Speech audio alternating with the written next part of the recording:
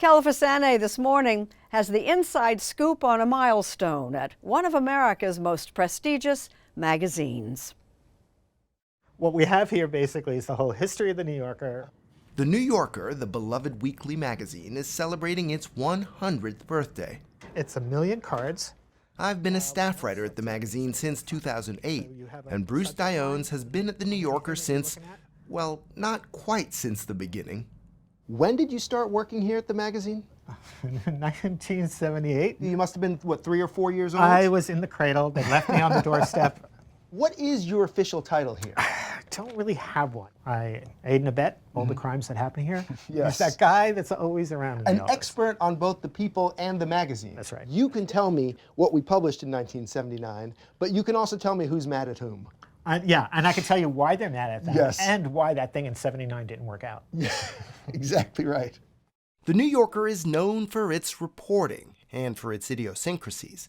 Each issue also includes cartoons, a short story, and a few poems.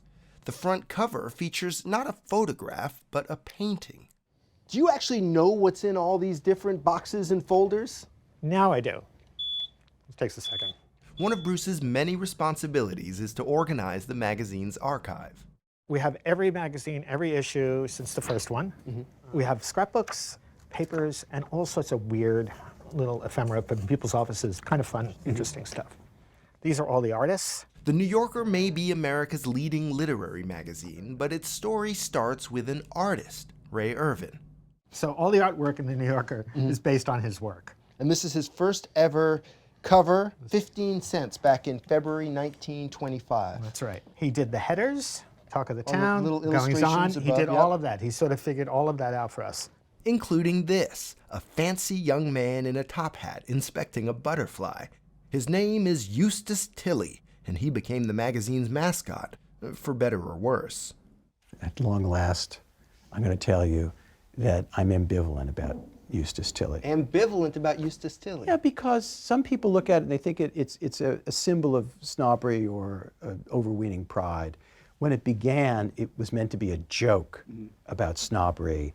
David Remnick was a 39-year-old reporter when, in 1998, he was named the 5th editor of The New Yorker. I would consider you smart and ruggedly handsome even if you weren't my boss. I know you would. But you are my boss, and you've been editor of The New Yorker for some time. 26 years. And we're going to have a whole bunch of them now. David's job is to keep the writers happy and, as he sometimes reminds me, productive. His job is also to figure out how and how much to modernize a 100-year-old magazine that once specialized in light-hearted articles about Manhattan society. The founding editor was Harold Ross. This is from the first issue of The New Yorker, February 21st, 1925. It is not edited for the old lady in Dubuque. Yeah. What did he have against Iowa? I don't know. To him, Dubuque included Queens, Los Angeles. The magazine's reach now extends far past Manhattan. We have more readers in the state of California than we do in the state of New York, including for the old lady in Dubuque.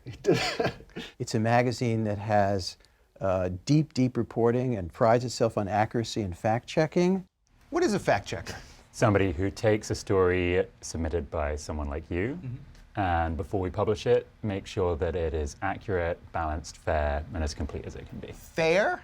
That seems like a hard thing to figure out. I know that's hard for you. It's not hard for us. It's hard for everyone. It's hard isn't for it? everyone. Fergus McIntosh leads the magazine's battalion of fact-checkers.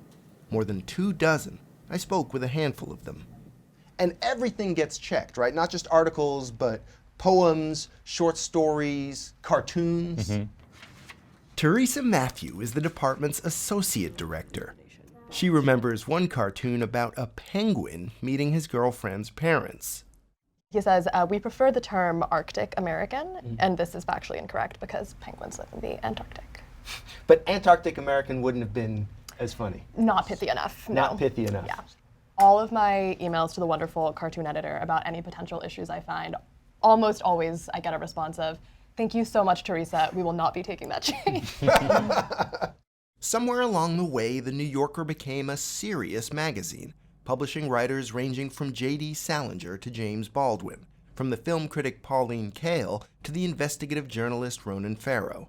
The relationship between writers and editors is a complicated one. The New York Public Library will celebrate the magazine's anniversary with an exhibition later this month. So what is The New Yorker in 2025? It is not just one thing. It's not, Sports Illustrated was about one thing, and it's easy to understand for advertisers and readers. It's a more complicated thing. It may be a little bit tricky to invite people in. Is The New Yorker itself more political than it used to be? I think it's certainly more political than when it started out. That's for damn sure. Would it be wrong to describe The New Yorker as a liberal magazine? No, I don't think it would be wrong. I think there's a wide range. I don't think it's an assertively ideological publication. I think reporting is at its center more than finger wagging. These are anxious times for the media industry, and The New Yorker is not immune. The magazine had a round of layoffs in 2023. But The New Yorker has a steady base of about 1.2 million subscribers, many of whom read it on their phones. How do we write shorter, faster things as well as do the other thing? So it's an addition to, it's not instead of. Right. We have a pretty robust audio operation, 4 or 5 podcasts. We do video, but I'm thinking forward. I'm thinking about how do we have a New Yorker that has the possibility of celebrating 200 years, because in American life, in the history of the media, that's unusual. Just ask the people who used to read Life magazine. For Bruce Diones, the New Yorker's 100th birthday is a good excuse to revisit ancient history. There was a guy named Fred Keefe when I came here in '78, and he was a little guy like me with a bow tie, and he would sit in the corner and type out letters to the editor answers. Thank you for your letter. We're afraid there isn't much to see in our offices. The editors and writers are all shut away in little cubicles and are very upset if people pop in on them.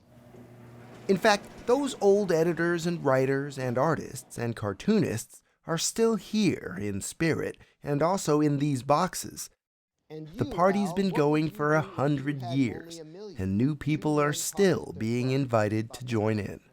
Maybe in another 100 years, someone will come and flip through whatever the newest version of that archives is. That's right, and I'm in it now. You're in it now. You're in it too. So it's like that's kind of the thrill of it. It's like you realize that, oh, this has always been going on. And it's all connected. We're all part of it. Yeah.